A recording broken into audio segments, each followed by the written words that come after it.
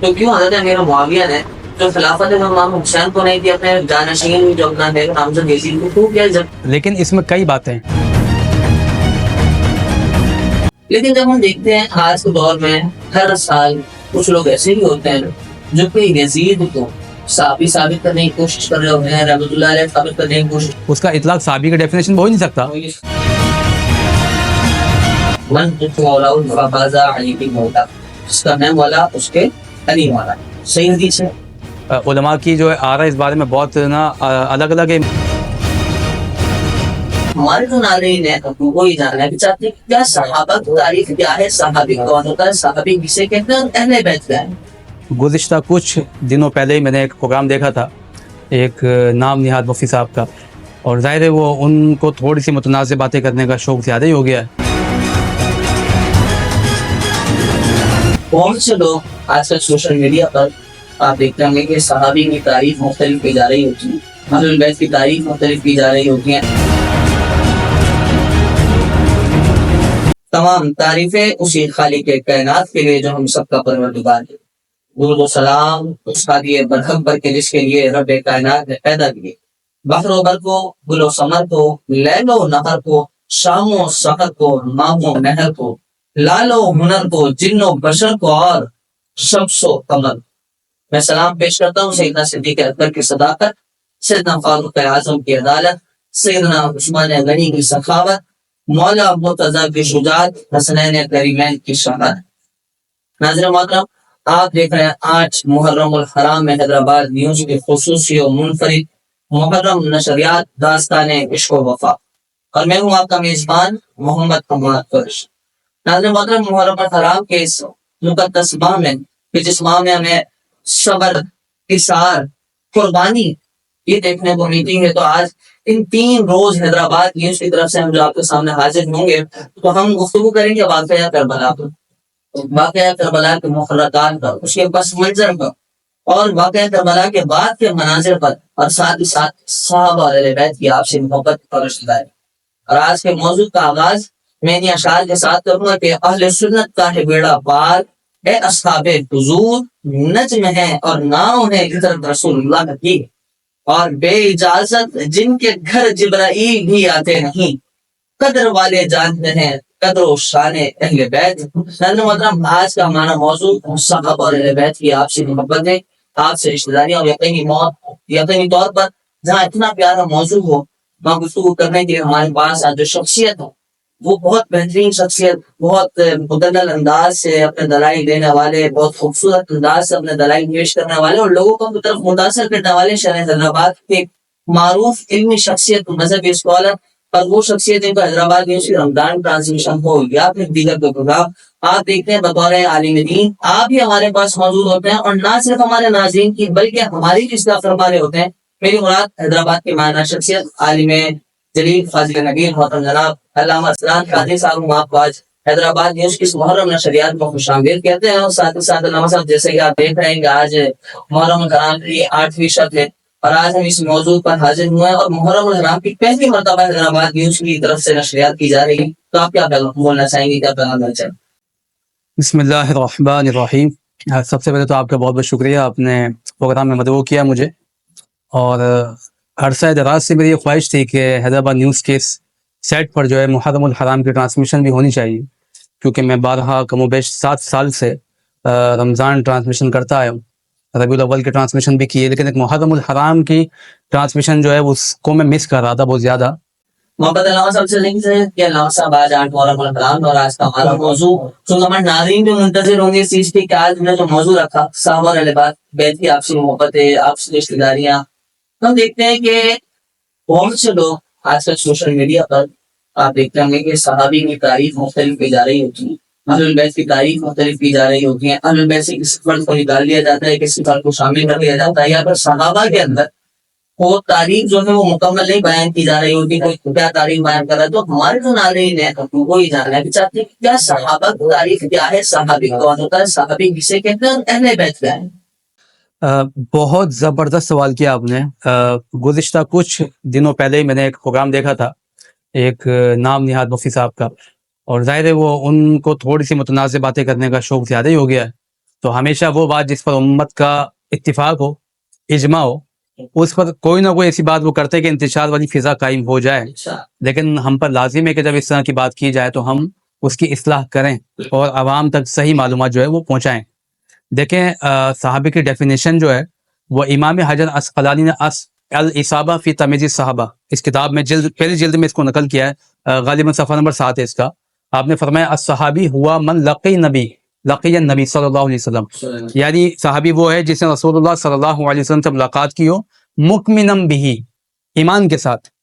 پھر فرمایا مات علی الاسلام، پھر اس کا انتقال بھی اسلام پر ہو.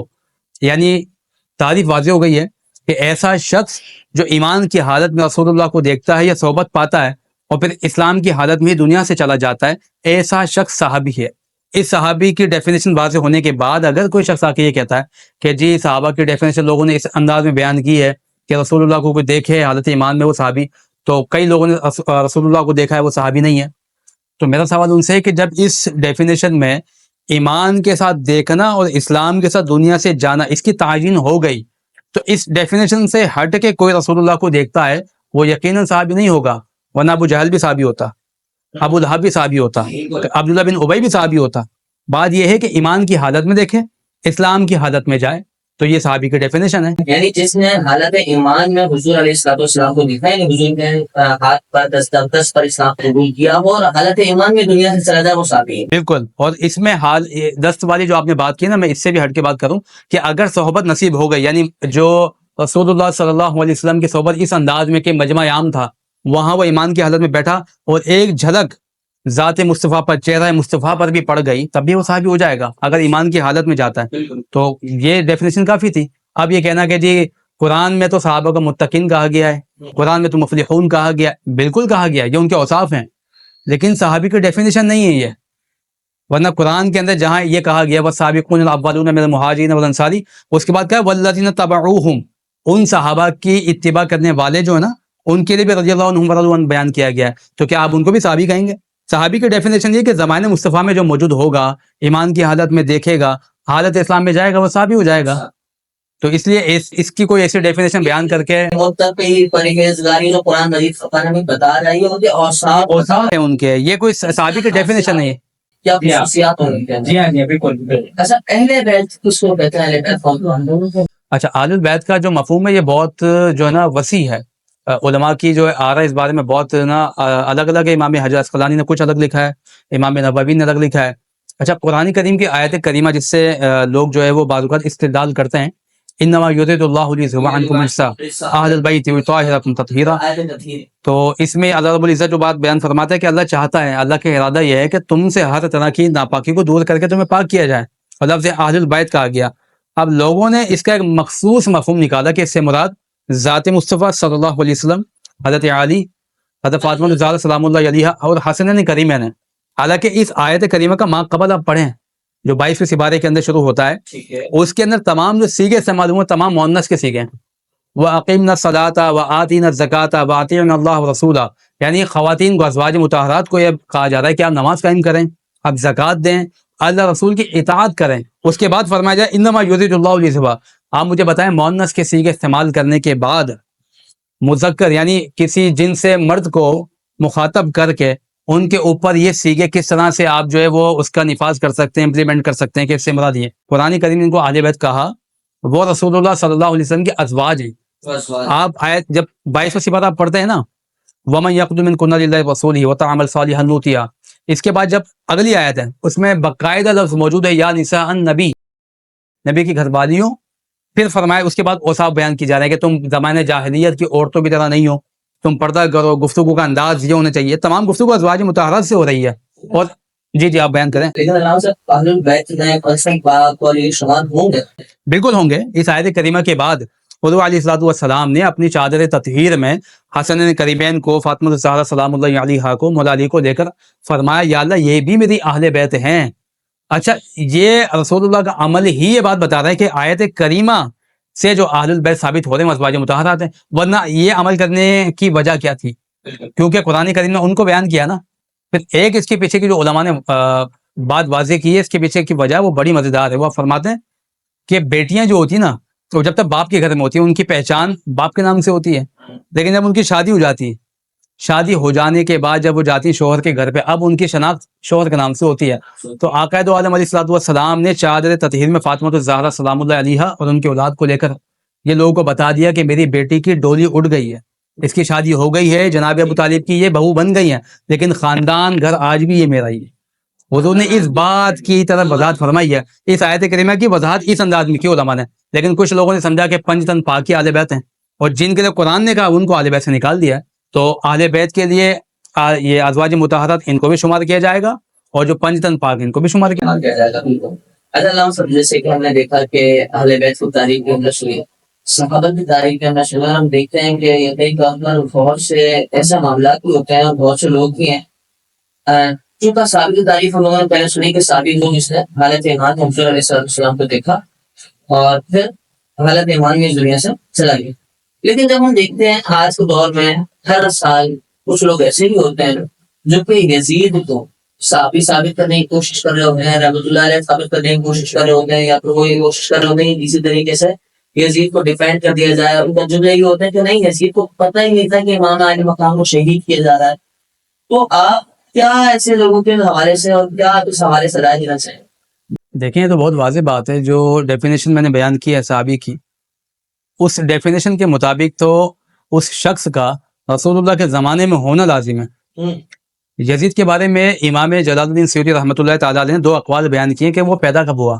ایک قول کے مطابق 25 ہجری کے اندر، ایک قول کے مطابق 26 ہجری. حضرت عثمان غنی رضی اللہ تعالیٰ عنہ کا دور خلافت ہے جب وہ پیدا ہوا ہے. حضرت عثمان غنی رضی اللہ تعالیٰ عنہ کا دور خلافت ہے جب وہ پیدا ہوا ہے. اگر وہ پیدا ہی حضرت عثمان غنی رضی اللہ تعالیٰ عنہ کے زمانے میں، تو آپ بتائیں صحابی کے ڈیفینیشن پر وہ کسی بھی طرح اس کا اطلاق صحابی کے ڈیفینیشن ہو ہی نہیں سکتا، اس لیے کہ رسول اللہ کا زمانہ تو اس نے پایا نہیں ہے. تو صحابی جو بول رہا ہے اس کے نزدیک صحابی کے ڈیفینیشن پھر کیا ہے، وہ یہ بات واضح کرے. کوئی صحابی بھی کتنے ہی مرتبے کا مالک ہو، وہ کسی دوسرے غیر صحابی کو صحابی نہیں بنا سکتا. صحابی ہونے کے لیے صحبت مصطفیٰ کا ہونا لازم ہے ایمان کے ساتھ. لیکن اگر ایک رسول اللہ ظاہری وصال جب فرما جاتے ہیں، اس کے بعد کوئی بھی صحابی کسی کو صحابی نہیں بنا سکتا، تابعی بنا سکتا ہے. ان کے بعد والے تابعی بنا سکتے ہیں. اس لیے کہ یزید جب پیدا ہی بعد میں ہوا ہے، کم و بیش 15-16 سال کے بعد، تو وہ صحابی تو ہو نہیں سکتا. اب یہ بات آ گئی کہ آئے دن پھر کبھی اس کو رحمت اللہ علیہ بنا رہے ہوتے ہیں، یا یہ کہتے ہیں کہ جی اس کا حضرت امام حسین رضی اللہ تعالیٰ عنہ اور اہل بیت کے جو شہادت ہے اس سے کوئی تعلق نہیں ہے. حکومت وقت کی ذمہ داری ہر شخص پر عائد ہوتی ہے، یعنی اس کے اوپر لازم ہے کہ وہ رعایا میں رہنے والے چھوٹے سے بچے کا بھی خیال رکھے، اس کے کھانے کا، پینے کا، صحت کا، ایجوکیشن کا، ضروریات زندگی کی جتنی چیزیں ہر انسان کو چاہیے وہ اپنی رعایا کو وہ دے گا. حدیث میں یہ آتا ہے نا، کلکم راعین وکلکم مسئول عن رعیتہ، تم میں سے ہر شخص جو ہے وہ نگہبان ہے، اس سے اس کے ماتحت کے بارے میں سوال ہوگا. تو اس کی وضاحت میں علماء نے لکھا ہے حاکم وقت سے پوچھا جائے گا کہ رعایا کے ساتھ سلوک کیا کیا. اہل البیت امام حسین رضی اللہ تعالی عنہ، یعنی علماء یہاں تک لکھتے ہیں کہ جب امام حسین رضی اللہ تعالی عنہ موجود ہیں اور کئی صحابہ بھی موجود ہیں، اس وقت روئے زمین پر ان سے افضل شخص کوئی نہیں ہے. اتنی بڑی شخصیت کو حالت مظلومیت میں شہید کیا گیا، ان کے جوان بیٹوں کو شہید کیا گیا، ان کے چھوٹے بچے کو 6 مہینے کی عمر میں شہید کیا گیا. یزید کو نہیں معلوم تھا، تو وہ جو شہید کرنے آئے تھے وہ کیا کوکاب سے کوئی مخلوق آئی تھی؟ کیا یزید کی فوج کے بندے نہیں تھے وہ؟ اور دوسری بات یہ آتی ہے کہ حضرت عمر فاروق رضی اللہ تعالیٰ عنہ کا ایک قول ہے، آپ نے بارہا سنا ہوگا. آپ فرماتے ہیں نہر فرات کے یہاں اگر ایک کتا بھی اس کا ذمہ دار میں ہوں. یہ کہا نا فاروق اعظم جو آدھی دنیا پر حکومت کر رہے ہیں، کم و بیش 6 برائے اعظموں پہ حکومت ہے آپ کی، اس کے باوجود بھی وہ یہ ذمہ داری، یہ رسپانسبلٹی لے رہے ہیں کہ اگر ایک کتا بھی مرے گا میں رسپانسبل ہوں کیونکہ وہ جاندار ہے. تو یزید کیسے جو ہے وہ بے گناہ ہو گیا کہ اہل بیت کا قتل اس کی حکومت میں ہو گیا اور اس کو پتہ ہی نہیں چلا. تو یہ اچھا، پھر دوسری بات یہ کہ اگر وہ اس کا ذمہ دار نہیں تھا، کچھ لوگ کہتے ہیں اس نے حکم نہیں دیا. چلو حکم نہیں دیا، حکم نہ دینے کا مطلب یہ تھوڑی ہوتا ہے کہ اس کی جو اس کے اندر کوئی کنٹریبیوشن نہیں ہے. جب امام حسین رضی اللہ تعالیٰ عنہ کی شہادت ہو گئی، جن لوگوں نے شہید کیا، یزید نے بعد شہادت ان کے ساتھ سلوک کیا کیا؟ کسی کا عہدہ لیا، کسی کو سزا دی، کسی پہ جرمانہ لگایا، کسی کے ساتھ کوئی سلوک ایسا نہیں کیا گیا. بلکہ بعد میں تو ملتا ہے کہ یزید کے دربار میں اہل بیت بھی کو لایا گیا، یعنی وہ جب موجود ہیں سامنے تو پتہ چل گیا نا کہ حالات کیا ہوئے تھے، کیا کچھ ظلم کیا گیا. اب کوئی سزا دیں نہیں دی. تو یہ خاموش حمایت اس بات کی طرفداری کر رہی ہے کہ وہ امام حسین رضی اللہ تعالیٰ عنہ کے خون میں، ان کی شہادت میں پورا مکمل حصے دار اور ذمہ دار ہے۔ مکمل حصہ دار ہوں۔ اچھا علامہ صاحب ایک سوال کرنا کہ یزید کی بات چلی تو ایک سوال میرے ذہن میں آیا کہ حضرت امیر معاویہ رضی اللہ تعالیٰ عنہ آپ صحابی رسول ہیں، بالکل ایک بات کی گئی تھی امام حسن اور سیدنا معاویہ رضی اللہ تعالیٰ عنہ کے درمیان کہ جب بھی خلافت ہوگی تو وہ لوٹے گی، معاہدہ جو ہوا تھا وہ یہ ہوا تھا، تو کیوں امام حسن کے بعد امام حسین جب خلافت لوٹنے کی امام حسین کے پاس آئی تھی تو کیوں حضرت امیر معاویہ نے جو خلافت امام حسین کو نہیں دی اپنے جانشین جو اپنا بیگم نامزد یزید کو کیوں کیا، جبکہ تمام خرافات ان کو پتا تھی کہ یزید میں موجود ہیں؟ دیکھیں پہلی بات تو یہ حضرت امیر معاویہ رضی اللہ تعالیٰ عنہ کے زمانے میں یزید کی خرافات واضح ہوئی ہو، اس کا کوئی مستند ثبوت نہیں تھا۔ پہلی بات تو یہ ہے۔ کہ ایک ہوتا ہے لانگ ٹرم پہ کوئی فیصلہ کرنا، حضرت امیر معاویہ رضی اللہ تعالیٰ عنہ نے جو فیصلہ کیا تھا، حضرت مغیرہ جو صحابی ہیں اور بدر کے صحابی ہیں، جب حضرت امیر معاویہ رضی اللہ تعالیٰ عنہ حالت نزا میں آ گئے یا اس حالت میں آ گئے کہ آپ کو پتا ہے کہ اب جہاں پر نہیں ہو سکوں گا، اب دنیا سے پردہ کرنے کا وقت آ گیا ہے، تو حضرت مغیرہ کے آپ نے مشورے پر یزید کو نامینیٹ کیا، اس لیے کہ اگر آپ اسے نامینیٹ کیے بغیر چلے گئے، کیونکہ جو شرائط تھی اس کے اندر امام حسن رضی اللہ تعالیٰ عنہ نے ان کو خلافت دی اور بعد میں خلافت لوٹنی تھی۔ اب ان کو پتا تھا کہ اتنا وقت نہیں ہے کہ میں ان سے ملوں، امام حسین سے، ان سے باقاعدہ جو معاہدہ ہوا تھا اس پر جو عمل درآمد کروا سکوں کہ اب یہ خلافت آپ کے پاس جاری ہے، اب لوگ آپ کی بیعت کریں گے۔ اس سے پہلے اگر میرا وصال ہو گیا تو ہو سکتا ہے کہ انتشار پھیل جائے، تو آپ نے یزید کو اس لیے نامینیٹ کیا کہ خلافت خراب نہ ہو، ماحول خراب نہ ہو، لوگ منتشر نہ ہو پائیں، اس بیس پر یہ فیصلہ کیا گیا۔ مگر یہ بھی کتابوں میں لکھا ہے کہ یزید کو باقاعدہ اس بات کی وصیت کی گئی تھی کہ وہ اہل البیت کے ساتھ ایک اچھا سلوک کرے گا اور یہ خلافت واپس لوٹائے گا، مگر یزید امام حضرت امیر معاویہ رضی اللہ تعالیٰ عنہ کے وصال کے بعد وہ خرافات میں لگ گیا، زنا، شراب، حتیٰ کہ بہن بھائیوں کا نکاح، یہ ساری خرافات اس کے زمانے میں موجود ہیں۔ اور یہ سب ہونے کے بعد جب وہ سلطنت پہ قابض ہو جاتا ہے، حکومت وقت میں آ جاتا ہے، تو اس کے بعد اس کو ایک سلطنت کا نشہ جو ہوتا ہے نا، اختیارات مل جاتی ہے، جب پاورز مل جاتے ہیں، اس کا جو مزہ آنے لگا، تو اس کے بعد پھر وہ تمام کے تمام جو وعدے ہوئے تھے وہ وفا نہ ہو سکے۔ اس کے بعد اس نے حکومت کی اور اس نے یہ نہیں دیکھا کہ سامنے میرے شخصیت کون موجود ہے، اپنے حکومت، اپنے تخت کے لالچ میں اہل البیت کا اس نے خون بہایا، الیاذ باللہ۔ تو حضرت امیر معاویہ نے کسی اور وجہ سے خلافت دی تھی، لیکن یزید نے اس کا بالکل الٹ کیا، تو اس کا ذمہ حضرت امیر معاویہ رضی اللہ تعالیٰ عنہ پہ نہیں آئے گا۔ تو یزید پر بھی اس کا بالکل بالکل۔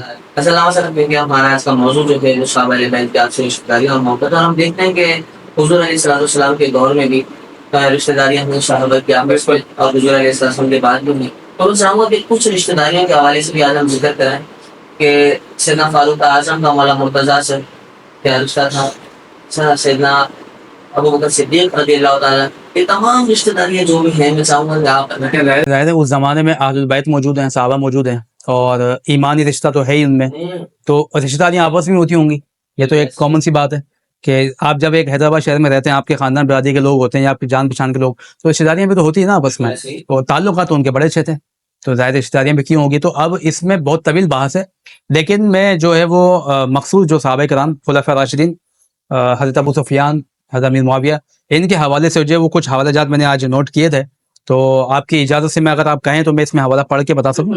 تو اس میں دیکھیں سب سے پہلے حضرت علی رضی اللہ تعالیٰ عنہ کا حضرت ابو بکر صدیق رضی اللہ تعالیٰ عنہ کے ساتھ رشتہ دار ہونا یہ بتایا گیا ہے۔ تاریخ ابن خلدون کے اندر یہ بات موجود ہے کہ حضرت علی کے بیٹے محمد بن ابی بکر یہ مشہور ہیں کہ یہ حضرت علی کے بیٹے ہیں، حالانکہ یہ بیٹے حضرت علی کے نہیں تھے، حضرت ابو بکر صدیق کے بیٹے محمد بن ابی بکر، لیکن تربیت مولا علی نے کی تھی۔ تو حضرت علی رضی اللہ تعالیٰ عنہ نے ان کی تربیت کی اور اپنی بیٹی عائشہ ان کا نکاح ان سے کیا۔ جب ان سے نکاح کیا تو ظاہر حضرت علی کا اور حضرت ابوبکر صدیق رضی اللہ تعالیٰ عنہ کا رشتہ کیا ہو گیا؟ اب بتائیں، وہ آپس میں جو سمدھی والا جو معاملہ ہوتا ہے وہ ہو گیا کہ ان کی بیٹی ہے، ان کا بیٹا ہے، یہ رشتہ ہوا۔ اس کے بعد خلیفہ ثانی حضرت سیدنا عمر فاروق رضی اللہ تعالیٰ عنہ، ان کے بارے میں آتا ہے حضرت علی کی بیٹی ام کلثوم ہے، ان کا نکاح حضرت فاروق اعظم سے ہوتا ہے، اور اس کو بخاری شریف میں بھی بیان کیا گیا ہے، لیکن وہاں زیادہ اس کی تفصیل نہیں ہے۔ اس کی طبقات ابن سعد جو کتاب ہے اس میں اس کی مفصل بحث موجود ہے کہ ان کا نکاح کیسے ہوا، حتیٰ کہ کیونکہ یہ ایک مسئلہ ایسا ہے، دو مکاتب فکر اہل سنت اور اہل تشیع، ان دونوں کی کتابوں میں بات موجود ہے کہ حضرت عمر فاروق کا نکاح ام کلثوم جو کہ مولا علی کی بیٹی ان سے ہوا، اور یہ بھی لکھا ہے کہ ان کی پھر اولاد بھی ہوئی، ایک کا نام زید تھا جو بیٹے ہیں ان کے اور ایک بیٹی تھی ان کا نام رقیہ تھا, ان کا نکاح ہوا باقاعدہ. اس میں میں آپ کو حوالے بھی کتاب کے نام لے کے بتا دیتا ہوں تاکہ اس کو آسانی سے سمجھا جا سکے. اس کی وضاحت جو کی گئی ہے وہ ہے صحیح بخاری میں موجود ہے. اس کے علاوہ طبقات ابن سعد کے اندر موجود ہے, الطبقات الکبریٰ میں بھی یہ واقعہ موجود ہے, اور اہل تشریع کے اندر علامہ تبریسی انہوں نے اپنی کتاب اعلام الورا اور شیخ مفید نے اپنی کتاب الارشاد میں اس کو نقل کیا ہے. میں نے دونوں مکاتب فکر کی بات اس لیے کی ہے تاکہ انتشار نہ پھیلے کہ جی ہم کوئی ایسی بات کریں جی ون سائیڈڈ نہیں. دونوں کے مکتبہ فکر نے اس بات کو نوٹ کیا ہے, مانا ہے کہ حضرت علی رضی اللہ تعالیٰ عنہ کی بیٹی کا نکاح فاروق اعظم سے ہوا ہے. اچھا, اس کے بعد حضرت عثمان غنی رضی اللہ تعالیٰ عنہ ان کی جو بہن ہے, حضرت علی کی جو بہن ہے ام کلثوم نام تھا ان کا, ام کلثوم بنت عبد مناف, یہ حضرت عثمان رضی اللہ تعالیٰ عنہ کی زوجہ تھی. یعنی رسول اللہ کے جو 2 صحابہ نکاح میں آئی, ان کے بعد حضرت عثمان غنی رضی اللہ تعالیٰ عنہ کا نکاح حضرت علی کی بہن ام کلثوم بنت عبد مناف سے ہوا ہے, تو اس سے وہ بہنوئی والا رشتہ ہو گیا ان کا. اچھا, کتاب ہے تاریخ یعقوبی اور ایک کتاب ہے مقاتل الطالبین. طالبین, جی ہاں, اس کتاب کے اندر باقاعدہ یہ بات بھی موجود ہے کہ حضرت علی اور حضرت ابو سفیان رضی اللہ تعالیٰ عنہما ان کا سسر و دماد والا رشتہ بھی تھا. یعنی یہ باقاعدہ بیان ہوا ہے کس انداز میں کہ حضرت علی کے بیٹے تھے محمد بن حنفیہ, ان کی جو والدہ ہے نا وہ حضرت ابو سفیان کی بیٹی ہیں, حضرت ابو سفیان کی بیٹی ہیں. یعنی ہاں, تو حضرت ابو سفیان حضرت علی کے کون ہو گئے؟ سسر ہو گئے. تو یہ آپ یہ دیکھیے کہ صحابہ کے تعلقات آپس میں کیسے ہیں, کسی کی بیٹی کسی کے گھر میں, کسی کا بیٹا کسی کے گھر میں. اچھا, بیٹا ہے کسی کا, تربیت کسی کے گھر میں ہو رہی ہے, ٹھیک ہے نا. حتیٰ کہ یہ حضرت فاطمہ حضرت ابوبکر صدیق کے جو بچے تھے ان کے لیے تو مشہور تھا کہ اگر وہ اپنے گھر میں نہیں ملتے تو فاطمہ تو زیادہ سلام اللہ علیہا کے پاس ملتے تھے. یہ ایسا تعلق تھا. ایون کہ جب یہ جو ایک متنازع ہمارے ٹاپک ہے جنگ صفین والا, اس پر آخری بات کر کے میں بات ختم کرتا ہوں اپنی, کہ آپ یہ دیکھیے حضرت امیر معاویہ رضی اللہ تعالیٰ عنہ کی جب مولا علی سے جنگ ہو جاتی ہے, اس کے بعد بھی حضرت امیر معاویہ کی سگی بھانجی حضرت آمنہ بنت میمونہ, ان کا نکاح حضرت امام حسین سے ہوا ہے اور حضرت علی اکبر کی یہ والدہ ہیں. اچھا, آپ دیکھیں تعلقات کتنے قریبی ہیں. حضرت علی اکبر کی جو والدہ ہیں وہ حضرت امیر معاویہ کی سگی بھانجی ہیں, حضرت امیر معاویہ کی سگی بھانجی ہے. حضرت ابو سفیان کی نواسی ہیں وہ, اور امام حسین کی بیوی ہیں وہ. آپ بتائیں کہ جنگ صفین کے بعد نکاح ہوا ہے, اس کے بعد اولاد ہوئی ہے نا, تو اس جنگ کے بعد بھی آپس کے تعلقات بڑے بحال تھے, اچھے تھے. تو اس لیے صحابہ کے تعلقات اچھے رہے ہمیشہ سے. ایک جو پروپیگنڈا کیا جا رہا ہوتا ہے اور دکھایا جا رہا ہوتا ہے جو صحابہ کے آپس میں ناراضگیاں تھیں, ناچاکیاں تھیں, اور اس طرح کے معاملات اکثر سوشل میڈیا پر دیکھ رہے ہوتے ہیں, تو آپ کیا سمجھتے ہیں کہ ہماری عوام کو کس طرف لے جایا جا رہا ہے؟ بات یہ کہ ہم صحابہ کی تعریف یا ان کے اوصاف کو قرآن سے پڑھیں یا حدیث سے, ہم نے تاریخ سے پڑھا ہے. تاریخ کو جمع کرنے کا اہتمام اس انداز میں نہیں ہو سکا جیسے حدیث کے لیے ہوا ہے. حدیث لینے سے پہلے محدثین نے باقاعدہ چھان پھٹک کی ہے کہ راوی کون ہے, اس کے حالت زندگی کیا ہے, اس کے مذہب کیا ہے, اگر وہ کسی سے بیان کر رہا ہے تو کیا ان دونوں کی ملاقات ہوئی تھی, پھر اس کے حالات زندگی, اس کا کردار کیسا ہے. اتنا اہتمام کرنے کے بعد پھر احادیث کو جمع کیا گیا ہے. تاریخ میں ایسا کوئی اہتمام موجود نہیں ہے, جس نے جو سمجھا سنا لکھ دیا. اس لیے اگر آپ صحابہ کی شخصیات کو جن کے ایمان پر, جن کے عدل پر قرآن شاہد ہے, اگر آپ تاریخ سے ان کو پڑھیں گے تو یقیناً تاریخ میں ایسی باتیں موجود ہیں کہ وہ صحابہ کی شخصیات, آپ کا جو عقیدہ نظریہ ان کے تعلق سے وہ مجروح ہو جائے گا. تو لوگ اس لیے جو ہے وہ پریشان ہو جاتے ہیں کہ وہ صحابہ کی شخصیات کو تاریخ سے پڑھ رہے ہوتے ہیں, جن کے بارے میں قرآن نے کہہ دیا رضی اللہ عنہم ورضوا عنہ, اللہ ان سے راضی ہو چکا, ہم کو بھی ان سے راضی رہنا چاہیے. انشاءاللہ صاحب بس ایک آخری سوال بہت مختصر انداز میں, کیونکہ اس کے بعد پھر ہمارے اگلے کل جو ہم حاضر ہوں گے ہمارے ناظرین کے سامنے وہ پھر ہم واقعہ کربلا اس کے مبارکات اور ان کے معاملات میں بات کریں گے. اللہ صاحب حضور علیہ السلام کے حدیث مبارکہ ہے من مولا فبازا علی کی مولا, اس کا نام والا اس کے علی والا, صحیح حدیث ہے؟ بالکل بالکل صحیح حدیث ہے. میرا سوال یہاں پر یہ آتا ہے علاوہ صاحب حضور نے فرمایا جس کا میں مولا اس کے علی. میرے نبی آخر الزمان جناب محمد رسول اللہ صلی اللہ علیہ وسلم تمام انبیاء سب سے افضل, تمام انبیاء میں سب سے اعلیٰ اور اولا مرتبہ میرے نبی آخر الزمان. آپ سوال کیا حضور حضرت آدم کی مولا ہے؟ بے شک. حضرت عیسیٰ کی مولا ہے؟ بے شک. جتنے بھی انبیاء کرام تشریف لائے 1,24,000 کم و بیش انبیاء کرام تشریف لائے, تو حضور سب کے مولا ہیں. بے شک. تو حضور فرماتے ہیں جس کا مولا اس کا علی مولا ہے. اب یہاں ایک سوال ہی ذہن میں آتا ہے کہ یہاں پر حضور فرما رہے کہ جس کا میں مولا اس کا علی مولا. حضور نے قید نہیں لگائی کسی ایک دیکھیے نا کہ صرف صحابہ کے لیے میں مولا تو علی مولا, اہل بیت کے لیے میں مولا تو علی مولا, یا بعد میں جتنے بھی لوگ آئے بعد از حضور جتنے لوگ امت آئی اس کے لیے میں مولا تو علی مولا. حضور نے کہہ دیا, انہوں نے فرمایا جس کے لیے میں مولا اس کا علی مولا. تو اب یہاں پر بہت سے لوگ اس حدیث مبارکہ کو دلیل بناتے ہوئے مولا علی کی انبیاء سے افضلیت بھی ثابت کر رہے ہوتے ہیں. تو آپ اس حوالے سے کہنا چاہیں گے کہ مولا علی مشکل کشاد رحمہ اللہ تعالی رضی کریم کا مرتبہ کیا ہے, اور اس حدیث مبارکہ کو بناتے ہوئے اور اس حدیث مبارکہ کو دلیل بنا کر پیش کرتے ہوئے مولا علی کو انبیاء سے افضل کہنا اس جملے میں کہ بھائی حضور نے فرمایا جس کا میں مولا اس کا علی مولا, تو حضور جب انبیاء کے مولا تو علی کے مولا. دیکھیں جہاں تک بات یہ حدیث شریف کی آتی ہے, حدیث بالکل واضح ہے اور صحیح حدیث ہے, اس پہ کوئی شک نہیں ہے, لیکن اس میں کئی باتیں ہیں, بہت ساری باتیں احکامات یا جو باتیں بیان کی گئی حدیث میں وہ خاص ایک پیرائے تناظر میں ہوتی ہیں. ٹھیک ہے, یہ حدیث بیان کی گئی, آپ نے یہ حدیث سنی, لیکن یہ کس موقع پہ بیان کی گئی, کیوں بیان کی گئی؟ یعنی یہ تو جس جگہ ترمذی میں روایت موجود ہے, کچھ صحابہ حضرت علی کرم اللہ تعالیٰ وجہ الکریم کے فیصلے سے متفق نہیں ہو رہے تھے, حضور علیہ السلام تو حضور نے فرمایا کہ وہ ایک خاص پیرائے میں فرمایا کہ اگر تم مولا علی کے فیصلے کو نہیں مانتے تو میں تمہیں بتا دوں کہ جس کا میں مولا اس کا علی مولا, یعنی جو میرا فیصلہ مانے گا اس کو علی کا فیصلہ ماننا ہوگا. یہ خاص تناظر میں بات ہوئی ہے. عقیدہ یہ ہے پوری امت مسلمہ کا جو صحیح عقیدہ ہے کہ غیر نبی کو نبی کے برابر سمجھنا بھی کفر ہے, افضل تو بدور کی بات ہے. ٹھیک ہے, اگر کوئی یہ کہتا ہے, اس سے یہ نتیجہ نکالتا ہے کہ جی حضور حضرت آدم کے بھی مولا ہیں, حضرت عیسیٰ کے بھی مولا ہیں, تو مولا علی بھی ان کے مولا ہو گئے. حضور علیہ الصلوۃ والسلام نے یہ تخصیص انبیاء کے ساتھ نہیں کی ہے, یہ قید امت کے ساتھ خاص ہے, امت کے ساتھ. اور اس موقع پہ حضرت فاروق رضی اللہ تعالیٰ عنہ بھی موجود ہیں, انہوں نے بلکہ کہا تھا کہ آپ میرے بھی مولا ہیں. تو یہ صحابہ اور باقی آنے والی امت کے لیے خاص ہے, اس میں انبیاء شامل نہیں ہیں اور اس میں رسول ملائکہ بھی شامل نہیں ہے, یہ بھی ذہن میں رکھیے گا بات. اس کے علاوہ شرح مقاصد میں صاحب مقاصد نے یہ بات لکھی ہے کہ مولا کا معنی, مولا با معنی اولا, عربی لغت میں ایسا ہے ہی نہیں. اولا کہتے ہیں بہت افضل کو, عربی کہتے ہیں مولا کا معنی اولا کبھی کیا ہی نہیں گیا, اور نہ یہ اس کا وزن ہے.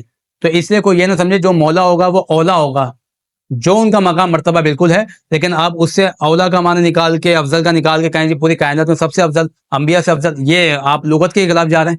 تو حضور علیہ الصلوۃ والسلام نے جو فرمایا وہ خاص پیرائے میں تھا. بالکل وہ مولا ہیں, لیکن امت کے مولا ہیں, انبیاء کے مولا نہیں ہیں.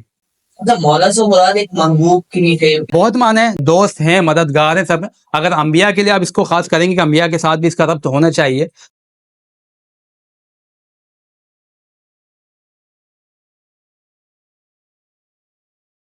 سوال کی تخصیص جو آپ فرما رہے ہیں کہ حضور نے تخصیص فرما دی ہے, کل امت کے لیے فرمایا, انبیاء اس میں شامل نہیں. آپ لیکن وہ جو حدیث مبارکہ جو لفظ ہے اس میں یہ بات نہیں آ رہی نا کہ انبیاء کو خاص کر دیا گیا ہو یا انبیاء کے لیے نہ, حضور نے جس کا میں بولا. اب آپ اس میں یہ بات کہنا چاہ رہے ہیں کہ جو حضور نے موجود لوگ تھے انہوں نے یہ بات کہی کہ بھائی آپ لوگ جو شکایات لے کر آ رہے ہیں مولانا مشکل کشاد کی, آپ تمام سن لیں کہ کل امت کے لیے میں مولا جس کا پوری امت میں جس کا مولا اس کا علی مولا, آپ یہ کہنا ہے. لیکن وہ جو حدیث کے الفاظ اگر ہم دیکھیں تو یہاں پر صرف یہ الفاظ آ جائے, یہ سب جو میری بات آتی ہے وہ پوری بات آتی ہے پہلے حضور نے ضمانت ہے نہیں. جو بات میں نے بیان کی ہے نا, اس بات کی سب سے بڑی دلیل یہ ہے کہ وہ فرمان کس موقع پہ بیان کیا گیا, اس موقع پر. صحابہ کس خاص تناظر میں آئے تھے شکایت لے کر, اور حضور نے اس بات پہ کہا تھا کہ جس کا میں مولا اس کا علی مولا. یعنی یہ حاکم ہونے کی حیثیت سے بیان کہ جس کا میں حاکم ہوں, جس پر میں فیصلہ صادر کروں گا اس پہ علی بھی کر سکتا ہے. یہ اس معنی میں حدیث کا جو پس منظر ہے جو اس سے ہی معلوم ہو رہا ہے کہ اس کا معنی کہاں کہاں مقید کیا جا سکتا ہے. اب یہ جو انبیاء والی بات بیان کی جا رہی ہے, اگر کوئی کہتا ہے کہ اس میں تو ایسی تخصیص بیان نہیں ہوئی, آپ انبیاء کو خاص کیوں کر رہے ہیں, تو اس میں حضور نے یہ بھی تو نہیں فرمایا کہ علی انبیاء کے بھی مولا ہیں, تخصیص وہ بھی نہیں ہوئی, تو پھر آپ نے کیوں کی, بات وہی آ گئی نا. تو یہ اس سے انبیاء جو ہے وہ نہیں ہوں گے اس میں مقید, یہ امت کے لیے خاص. امت کے پاس ہے. جی بہت شکریہ اللہ مسئلہ کے طور پر. میں امید کرتا ہوں کہ ہمارے ناظرین ابھی پروگرام دیکھیں گے اور جو دیکھ رہے ہوں گے آج وہ یقینی طور پر بہت سارا انٹرویو سیکھ بھی لیں گے. یہ جو بہت ایشوز ہیں جو ہماری سوسائٹی میں ہم دیکھتے ہیں سوشل میڈیا کے ذریعے ہمارے ذہن میں بہت سے سوالات ڈالے جاتے ہیں, ان کے کچھ جوابات بھی ملے ہوں گے اور اپنے عقیدے میں درستی اور بہتری بھی کر سکیں گے انشاءاللہ. اللہ پاک آپ کا اور میرا اس کوشش کو کرنا اپنے بارگاہ میں. میں تو یہ بھی کہنا چاہوں گا ابھی ہمیں آگے بھی 2 دن ٹرانسمیشن کرنی ہے, اگر ان کے ذہن میں کوئی سوال آتا ہے تو وہ یقیناً جو ہے ہمارے ڈائریکٹر جو ان کو میسج کر سکتے ہیں، یا جو ہمارا پروگرام چل رہا ہے اس میں کمنٹ باکس میں میسج کر کے بتا سکتے ہیں. بالکل اگر وہ کوئی سوال کریں گے تو انشاءاللہ ہم اگلے پروگرام میں شامل کریں گے. جی بالکل، بہت شکریہ علامہ صاحب، اور آپ کا آج قیمتی وقت انہوں نے دیا، آپ اس کا بھی بہت شکریہ ناظرین محترم. آپ لوگوں کا بھی بہت شکریہ کہ آپ ہمارے اس پروگرام کو محرم الحرام کی نشریات داستانِ عشق و وفا کو دیکھ رہے ہیں، اور میں امید کرتا ہوں کہ آپ اس پروگرام میں سے اپنی اصلاح کریں گے، اپنے ساتھ دوستوں کی بھی اصلاح کریں گے، اور اس پروگرام کو شیئر کر کر دوسروں تک بھی علم دین کو پہنچانے کا ذریعہ بنیں گے. دیکھتے رہیے محرم الحرام کی خصوصی نشریات داستانِ عشق و وفا حیدرآباد نیوز پر. کل تک کے لیے مجھ اپنے میزبان عمار قریشی کو اور علامہ افران قادری کو دیجیے اجازت. اللہ